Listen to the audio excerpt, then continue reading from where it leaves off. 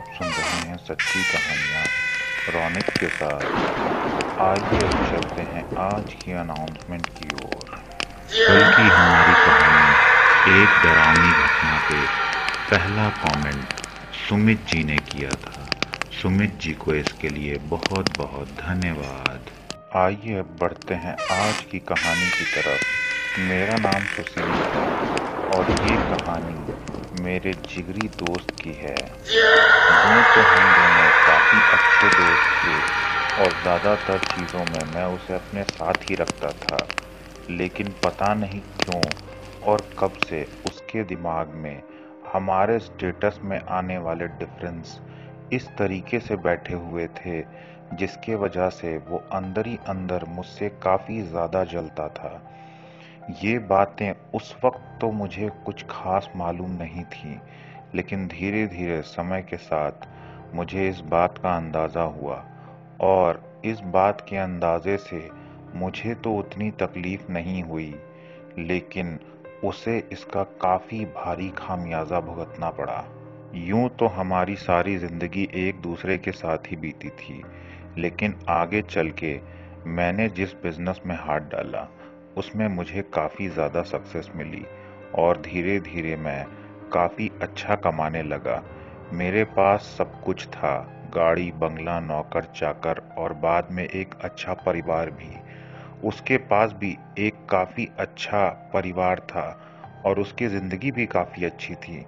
बस उसने जिस बिजनेस में हाथ डाला उसमें शुरू में तो उसने सब कुछ ठीक से किया और बिजनेस ठीक ठाक चल भी पड़ा, लेकिन आगे चल के बहुत जल्द उसे काफी घमंड हो गया और इस वजह से उसने अपने बिजनेस पे शायद ध्यान देना ही कम कर दिया, जिसके वजह से दिन ब दिन उसकी आर्थिक स्थिति खराब होने लगी। इस चीज से उसमें सुधार आने के बजाय वो और भी ज्यादा गुस्से में और फ्रस्ट्रेशन में रहने लगा और उससे बहुत ज्यादा तकलीफ उसे ही होने लगी, क्योंकि उसके फ्रस्ट्रेशन और गुस्से का असर उसके बिजनेस पे और ज्यादा हुआ और दिनों दिन उस आर्थिक स्थिति बद से बदतर होती गई और उसने मेरे बरकत को अपने खराब बिजनेस के पीछे की कोई वजह समझ ली, या शायद अंदर ही अंदर उसने ये सोच लिया कि इसने पता नहीं ऐसा क्या किया जिससे इसका बिजनेस फल फूल रहा है और मेरा बिजनेस बर्बाद हो रहा है, या पता नहीं क्या उसके दिमाग में आने लगा जिसके वजह से अंदर ही अंदर उसने मुझसे दुश्मनी जैसी कुछ पाल ली। मैं तो आज भी उसे अपना एक अच्छा दोस्त ही मानता हूँ, लेकिन पता नहीं कब से वो मुझे दुश्मन मानने लगा था। धीरे धीरे जब उसकी आर्थिक स्थिति बहुत खराब हो गई और उसे बहुत ज्यादा तकलीफ होने लगी, हम लोग पहले भी दिवाली में एक साथ ही घूमते थे और धनतेरस में एक साथ ही शॉपिंग करते थे, लेकिन धनतेरस की शॉपिंग में आपको ये मालूम होगा कि आप जो कुछ भी खरीदते हैं उसका भुगतान आपको खुद के पैसों से करना पड़ता है, क्योंकि उस दिन इंसान जो भी चीजें खरीदता है उसमें 13% वृद्धि हो जाती है। साथ में उसी दिन धनतेरस के ही दिन धन्वंतरी भगवान कलश लेके प्रकट हुए थे, इसलिए बर्तन खरीदने की भी प्रथा है और वो बर्तन सोने का था। वो कलश, अमृत कलश सोने का था, इसलिए लोग सोने चांदी को भी खरीदते हैं और साथ ही साथ उस दिन खरीदे हुए चीजों में जो 13% बरकत होता है, इसलिए लोग सोना चांदी ज्यादा खरीदते हैं ताकि उनके सोने चांदी के भंडार में भी 13% बरकत हो। साथ ही साथ कुछ लोग ये भी मानते हैं कि उस दिन धन्वंतरी भगवान, जो कि देवताओं के वैद्य हैं, उनका भी जन्म उसी दिन हुआ था, इसीलिए कुछ लोग उस दिन दवाइयाँ भी खरीदते हैं और भगवान धन्वंतरी को समर्पित भी करते हैं। तो हर साल की तरह उस साल भी हम लोग एक साथ ही धनतेरस की शॉपिंग के लिए गए थे, लेकिन उसकी आर्थिक स्थिति अच्छी ना होने के कारण उसने सस्ते सामानों की तरफ हाथ बढ़ाया और मेरी आर्थिक स्थिति अच्छी होने के कारण मेरी बीवी ने महंगी चीजों की तरफ हाथ बढ़ाया। ये चीज देखकर अंदर ही अंदर उसको काफी ज्यादा गुस्सा आने लगा, जिसकी वजह से वो वहीं पे थोड़ा चिड़चिड़ा सा होने लगा। मैंने उसे समझाया कि भाई देख, अगर तुझे लगता है तो यूं तो धनतेरस में हम लोग किसी को पैसे नहीं देते, लेकिन तू मेरे भाई की तरह है। अगर तुझे ज़रूरत है तो मैं तुझे कैश पकड़ा देता हूँ, तुझे जब ठीक लगे तो तू वापस कर देना। ये बात उसे शायद कुछ ज़्यादा ही खटक गई। उसने झल्लाते हुए कहा कि तुझे क्या लगता है मैं भिखारी हूँ? मुझे किसी के पैसों की ज़रूरत नहीं। और वो अपने बीवी को वहां से लेकर चला गया। उसके बाद कई दिनों तक वो मुझसे मिला नहीं, और मैंने उसको कई बार बात करने के लिए बुलाने की और मिलने की कोशिश भी की, लेकिन वो मुझसे मिलने के लिए या बात करने के लिए भी तैयार नहीं हो रहा था। लेकिन इस धनतेरस वाले इंसिडेंट के करीब करीब 3 महीने बाद उसने मुझे फ़ोन किया और वो रोने लगा। उसने कहा, भाई मेरे साथ कुछ ऐसा हो गया है जो कि मैं तुझे बता नहीं पाऊंगा फ़ोन पे, एक बार मुझसे मिल। मैंने कहा, तू अगर आ सकता है तो मेरे ऑफिस चले आ। उसने कहा, भाई मैं चल फिर नहीं सकता, प्लीज़ तू मेरे पास आ जा। मैं घर पे अकेला हूँ, मेरी बीवी मुझे छोड़ के चली गई है, मेरे पास आ जा, मैं तुझे सब कुछ बताता हूँ। मुझे लगा ऐसा क्या हो गया जिसके वजह से भाभी घर छोड़ के चली गई और मेरा दोस्त चल फिर नहीं पा रहा है। मैंने सारे काम को साइड में रखते हुए वहां तुरंत उसके पास पहुंचने की कोशिश की, और थोड़ी देर बाद मैं उसके सामने था। जब मैंने उसे सामने से देखा तो मेरी आंखें फटी की फटी रह गईं, क्योंकि वो बहुत ज़्यादा कमज़ोर लग रहा था। लग रहा था जैसे कई महीनों से उसने कुछ खाया ही नहीं हो। मैंने उसके पास पहुंचते के साथ उसके ऐसी हालत का कारण पूछा। उसने बोला, पहले तू बैठ जा भाई, फिर मैं तुझे सब कुछ बताता हूँ। मैंने बोला, हाँ ठीक है, और मैं वहाँ बैठ गया। उसके बाद उसने बताना शुरू किया कि तुझे वो दिन याद है जिस दिन धनतेरस के दिन हम लोग आखिरी बार मिले थे? मैंने कहा, हाँ मुझे वो दिन अच्छे से याद है। उसने कहा, उसी दिन के बाद से मेरी ये हालत हो गई। मैंने पूछा, वही तो जानना है कि ऐसा हुआ कैसे? उसने बताया, उस दिन धनतेरस के रात जब हमारे बीच लड़ाई हो गई और मैं वहां से अपनी वाइफ को लेकर निकल गया, उसके बाद मैंने अपनी बीवी को ले जाकर घर पर छोड़ा और तुझसे ईर्ष्या और गुस्से में मैं सड़क पे अकेले निकल गया, और टहलते टहलते और गुस्से में कुछ कुछ चीजें बड़बड़ाते हुए काफी आगे तक चला गया। काफी समय बाद जब मेरा ध्यान टूटा तो मैंने ये नोटिस किया कि मैं एक जंगल वाले इलाके में पहुंच चुका हूँ, जहाँ ना तो स्ट्रीट लाइट्स है और ना ही कोई इंसान। वहाँ दूर दूर तक कोई आबादी भी नहीं थी। मुझे नहीं पता कि मैं कितने देर से चल रहा था, लेकिन मुझे ये ज़रूर समझ में आ रहा था कि उस वक्त मैं जहाँ खड़ा था वहाँ उससे पहले मैं कभी नहीं गया था। काफी दाएं बाएं देखने के बाद मुझे कोई रास्ता का अंदाजा नहीं मिल रहा था। मैंने सोचा कि अगर मैं इतनी दूर आया हूं तो वापस भी उसी रास्ते से जा सकता हूं, लेकिन जब मैंने वहां से निकलने के लिए वही सेम रास्ता पकड़ने की कोशिश की तो अब मुझे दिशा भ्रम सा होने लगा था, और साथ ही साथ गुस्से में मैं बुदबुदा भी रहा था और तुम्हें गालियां भी दे रहा था, क्योंकि मुझे ये लग रहा था कि तुम्हारे पास इतना पैसा और मेरे पास बिल्कुल भी नहीं। तुम अपने परिवार के लिए कुछ भी खरीद सकते हो और मैं कुछ भी नहीं। यही सारी चीजें बोलते हुए मैं उस वक्त भी आगे बढ़ते हुए रास्ता ढूंढने की कोशिश कर रहा था। ये सब चल ही रहा था, तब तक अचानक से मुझे उसी जंगल के अंधेरे से एक आवाज आई, और उस आवाज ने मुझसे कहा, सुनो। मैंने जब उस तरफ पलट के देखा तो दो चमकती हुई आंखें मेरी तरफ घूर रही थीं। पहले तो मैं डर गया, लेकिन उसने कहा, डरो नहीं, मैंने तुम्हारी सारी तकलीफें सुन ली हैं और तुम्हारी तकलीफों का इलाज भी है मेरे पास। मुझे लगा कि अगर कोई इंसान मेरे तकलीफ के बारे में सुनकर कुछ इलाज बताने की कोशिश कर रहा है तो वैसे भी जिंदगी में अच्छा तो कुछ चल नहीं रहा, तो इससे ज्यादा क्या ही बुरा हो जाएगा। ज्यादा से ज्यादा वो इंसान मेरी जान ले लेगा। वैसे भी ऐसे घुट घुट के जीने से तो अच्छा यही है कि कोई मेरी जान ले ले। उसके बाद जब मैंने उस इंसान के पास जाने की कोशिश की तो उसने कहा, तुम वहीं रुको, आगे मत बढ़ना। हाँ, हम लोग यहीं से एक दूसरे से बातें करेंगे। मैंने भी उसकी बातों को टालने की कोशिश नहीं की। उसके बाद उसने कहा, तुम्हें अपने जिस दोस्त से तकलीफ है वो बहुत पैसे वाला है ना? मैंने कहा हाँ। फिर उसने मुझसे पूछा, क्या तुम्हें भी उसके बराबर या उससे ज्यादा पैसा वाला बनना है? मैंने कहा हाँ, बिल्कुल, उससे ज्यादा पैसा वाला। उसके बाद उसने कहा, ठीक है, अगर तुम सच में ज्यादा पैसे वाले बनना चाहते हो तो सबसे पहले तो तुम्हें मुझे एक बलि देनी होगी, कोई भी छोटी सी बलि, जो तुम्हें जब सुटेबल लगे तब लाके देनी है, अभी तुरंत देने की जरूरत नहीं। उस वक्त तक के लिए तुम्हें मुझ पे भरोसा रहे, इसलिए मैं तुम्हें एक सोने से भरी हुई पोटली दूंगा। तुम उसे ले जाओ और खर्च करो। जब तुम उसे खर्च करके संतुष्ट हो जाओ और तुम्हें और भी सोने की जरूरत पड़े तो मेरी बलि लेकर मेरे पास चले आना। मैंने सोचा कि अगर पहले ये सोने की पोटली दे रहा है तो ऐसा भी तो हो सकता है कि मैं दोबारा ना आऊं। पता नहीं उसने कैसे मेरे मन की बात पढ़ ली और उसने कहा, हाँ बिल्कुल, अगर तुम्हें इस पोटली के बाद और सोने की जरूरत ना पड़े तो बेशक मेरे पास मत आना।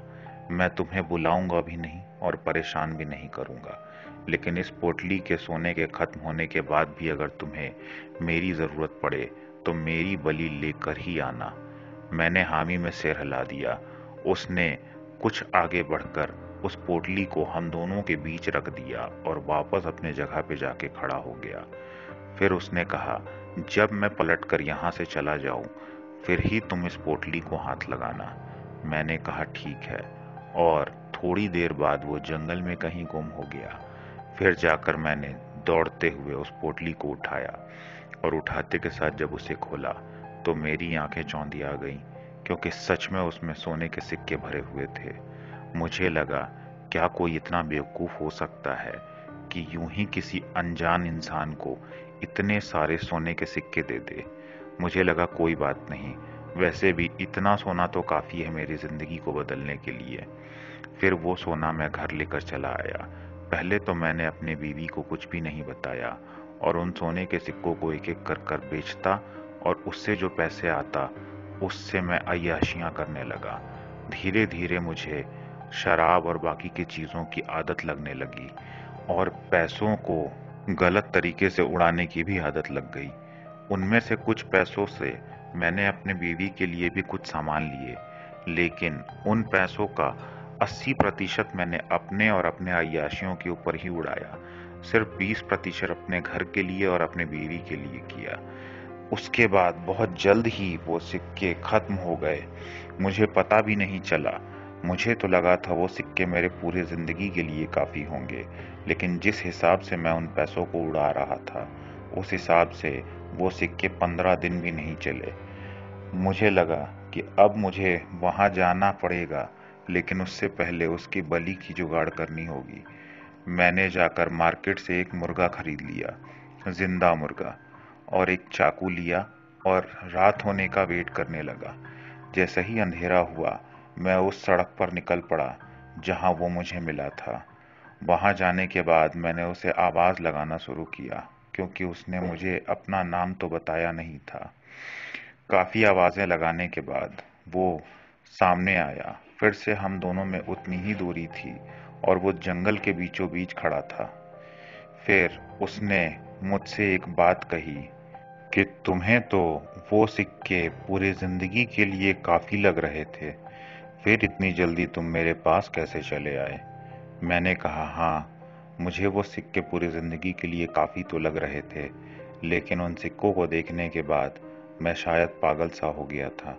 मैंने इतने जल्दी उसको खर्च किया कि मुझे भी पता न चला। उसने कहा, यही होता है जब तुम्हारे पास काफी पैसे आ जाते हैं। तुम्हारे दोस्त के पास जो पैसे आए उसने उससे और पैसे बनाए, और तुम्हारे पास जो पैसे आए तुमने उससे सिर्फ और सिर्फ अय्याशियां की। खैर, मैं तुम्हें अय्याशियां करने से नहीं रोक रहा, लेकिन एक चीज याद रखना, अब जब जब तुम्हें सोने के सिक्कों की जरूरत होगी तुम्हें मुझे बलि चढ़ानी होगी। मैंने हामी में तुरंत सर हिलाया और उसे चीखते हुए कहा, हाँ, तुम्हें जितनी भी बलि चाहिए होगी मैं तुम्हें दूंगा, लेकिन मुझे जितने भी सोने के सिक्के चाहिए होंगे तुम्हें मुझे देने होंगे। उसने कहा, बिल्कुल, मैं यही तो चाहता हूँ कि तुम मुझे बलि देते रहो और मैं तुम्हें सोने के सिक्के। उसके बाद मैंने उसे अपने साथ लाए हुए मुर्गे को दिखाया और कहा कि ये रही तुम्हारी बलि। उसने कहा, उसका सिर काटो और उसे वहीं रख दो। मैंने ऐसा ही किया। मैंने उस मुर्गे का सिर काटा और उस मुर्गे को वहीं रख दिया। उसके बाद उसने पिछले बार के जैसे ही हम दोनों के बीच लाकर एक पोटली रख दी, और इस बार वो पोटली पिछले बार से बड़ी नजर आ रही थी। मैं मन ही मन बहुत खुश होने लगा था, क्योंकि मुझे पता था बड़ी पोटली का मतलब ज्यादा सोना, और ज्यादा सोने का मतलब ज्यादा पैसे। उसके बाद उसने कहा, सबसे पहले तुम अपनी पोटली उठा लो और यहाँ से बिना पलटे चले जाओ। मैंने ऐसा ही किया। मैं वहां से पोटली उठाकर बिना पलटे चलने लगा, लेकिन मेरे कुछ दूर चलते के साथ मुझे एक अजीब सी आवाज आने लगी, जैसे कि कोई जानवरों की तरह कुछ खा रहा हो। मुझे लगा कि वही मुर्गा खा रहा होगा, लेकिन मुझे ना पलटने की हिदायत दी गई थी, तो मैंने उस हिदायत को उसी तरीके से मानते हुए सीधे चलते रहने का फैसला किया। कुछ दिन और यूं ही कटे और मैं और भी ज्यादा अय्याशियां और पैसे उड़ाने में लग गया। जुआ वगैरह भी खेला, और वो पैसे बड़ी पोटली होने के बावजूद 10 दिनों में ही खत्म हो गए। और मैं फिर से एक मुर्गा खरीद कर वहीं पे चल पड़ा, क्योंकि मुझे पता था कि इस बार भी बलि देने के बाद मुझे पोटली मिलेगी। लेकिन जब मैं वहां पहुंचा और मैंने उसे आवाज लगाई, तो उसने कहा, अब मुर्गे से कुछ नहीं होगा, बकरा लाना होगा। मैंने कहा, ठीक, लेकिन अभी तो तुम मुझे पोटली दे दो।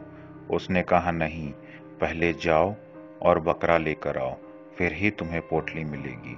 मैंने कहा, अभी रात में कौन सा दुकान खुला होगा। उसने कहा, ठीक है, तो कल लेके आओ, लेकिन बकरा नहीं तो पोटली नहीं। मैंने कहा, ठीक है, कल इसी वक्त पे तुम आ जाना, मैं तुमसे पहले ही यहाँ पे बकरा लेकर पहुंच जाऊंगा। मैंने ऐसा ही किया। मैंने बहुत शिद्दत से अगले दिन का इंतजार किया और बकरा लेकर वहां पर पहुंच गया। मुझे और बकरे को देखते के साथ वो हंसने लगा, और उस हंसी से पूरा जंगल गूंज उठा। वो क्यों हंस रहा था उस वक्त तो मुझे समझ में नहीं आया, लेकिन मुझे लग रहा था कि वो बकरे को देखकर काफी खुश है, और मैं भी मन ही मन खुश था कि वो खुश है, इसका मतलब मुझे और भी बड़ी पोटली मिलने वाली है। उसने ऐसा ही किया। उसने कहा, उस बकरे के सिर को काटो और वहीं उसे छोड़कर पोटली लेकर चले जाओ। उसने पिछले बार के जैसे ही पोटली को हम दोनों के बीच रख दिया, और इस बार की पोटली सच में पिछले बार से बड़ी थी। मैंने उस पोटली को उठाया और बिना पलटे आगे बढ़ने लगा। फिर से वैसे ही कुछ चबाने और खाने की आवाजें जंगल में गूंजने लगी। मैंने ये सुनते हुए इग्नोर किया और आगे की तरफ बढ़ गया। उसके बाद मैं और भी तेजी से पैसों को उड़ाने लगा, और इस बार तो 5 दिनों में ही सारे पैसे खत्म कर दिए मैंने। और मुझे अब इन सोने के सिक्कों की आदत सी लग चुकी थी, और धीरे धीरे नौबत ऐसी आ गई कि वो अपने बलि के साइज को बढ़ाते गया, और मैं भी अपने अय्यासी और लालच के साइज को बढ़ाते गया। दोनों खुश थे, लेकिन अब मुझे ये बात खटकने लगी थी कि धीरे धीरे अब वो मुझसे ऐसे जानवरों की बलि मांगने लगा है जो मुझे बिल्कुल ठीक नहीं लग रहा था। फिर मैंने सोचा कि अब कुछ भी करके इस मामले को रोकना पड़ेगा। इसीलिए मैंने कहा उससे कि एक बार में फुल एंड फाइनल कोई ऐसा अमाउंट या ऐसी पोटली दो जिससे कि दोबारा इस चीज का चक्कर नहीं लगाना पड़े। उसने कहा कि मुझे कोई दिक्कत नहीं, अगर तुम अपने लालच पे कंट्रोल कर सको तो मैं तुम्हें एक ऐसी पोटली दूंगा जिससे कि तुम्हारी पूरी जिंदगी कट जाए, लेकिन याद रखना उसके लिए उतने ही बड़े जानवर की बलि भी लगेगी। मैंने बोला, ठीक है, कौन से जानवर की बलि लगेगी? उसने कहा, जिसे तुम लोग इंसान कहते हो वो हमारे लिए जानवर से कम नहीं, इस बार एक इंसान की बलि लगेगी। मेरे पैरों तले से अब जमीन खिसक चुकी थी, क्योंकि मैं अपने लालच के लिए किसी इंसान की बलि देने के लिए तैयार न था। मैंने उसे तुरंत मना कर दिया। उसने कहा, क्या तुम्हें याद है कि धनतेरस के दिन यम का दिया निकलता है? मैंने कहा, हाँ। उसने कहा, यम का दिया जब तुम निकाल रहे थे तो उसमें एक नियम है तुम्हारे में, जिसमें तुम लोग घर से दिया लेने के बाद से जब तक उसे रख ना दो और घर वापस न चले जाओ, तब तक ना ही तुम कुछ बोल सकते हो और ना ही पीछे पलट सकते हो। मैंने कहा, हाँ। उसने कहा, इस बार तुमने किसी से बात की और साथ ही साथ तुम पलट भी गए थे, क्या तुम्हें याद है? जब मैंने बहुत ध्यान से सोचा तो मुझे याद आया कि हाँ, ये सच ही कह रहा है। जब मैं यम का दिया रखकर वापस आ रहा था तो अचानक से मुझे पीछे से किसी ने आवाज दी थी, और जब मैंने पलट के देखा तो पीछे कोई नहीं था। मुझे फिर से आवाज आई। मैंने फिर पलट कर देखा, पीछे कोई नहीं था। ऐसा 3 से 4 बार होने के बाद मैं अपने में कुछ गुस्से में बुदबुदाने लगा था, और यही शायद मेरी सबसे बड़ी गलती थी। उसने बताया, यम का दिया इसलिए निकालते हैं जिससे यमराज तुमसे खुश रहें और तुम्हें मौत से बचा कर रखें। लेकिन उस वक्त आवाज मैंने ही दी थी, और उस आवाज को सुनकर पहली गलती तो तुमने पलट कर की थी और दूसरी गलती तुमने बोलकर। इस वजह से अब तुम मेरे हाथों की कठपुतली हो। क्या तुमने कभी ये सोचा कि तुम में इतना लालच आया कहाँ से? ये लालच मैं ही पैदा करता था, ताकि तुम ज्यादा से ज्यादा सोना खर्च करो और मेरे लिए बड़ी से बड़े बलि लाते रहो, जिसके वजह से जब तक तुम मेरे लिए बलि लाते रहोगे सब कुछ ठीक रहेगा, और जब तुम बलि लाना बंद कर दोगे उसके बाद मैं तुम्हारी ही बलि लेने वाला था। ये सारी बातें सुनकर मुझे बहुत अजीब लग रहा था, लेकिन फिर मैंने अपने दोस्त से पूछा कि इन सारी चीज़ों में यम का दिया जलाते वक्त पीछे पलटने का क्या मतलब हुआ। मेरे दोस्त ने बताया कि अगर मैं यम का दिया जलाते वक्त पीछे नहीं पलटता और जैसे नियम है उसी तरीके से करता तो मुझे वो कुछ नहीं कर पाता, क्योंकि यमराज जी, यम देवता मेरी रक्षा करते। लेकिन जब मैं उनके नियमों का पालन ठीक से नहीं कर पाया तो अब वो मेरी जान बहुत आसानी से ले सकता था। लेकिन उसने मेरी जान लेने के बजाय मुझे तड़पाने का और मुझे अपने कंट्रोल में रखकर मेरे हाथों से गलत सलत काम करवाने का सोचा, और उसके कंट्रोल में रहने की वजह से मैंने अपनी बीवी के साथ भी बहुत बदसलूकी की, जिसकी वजह से वो मुझे छोड़कर चली गई।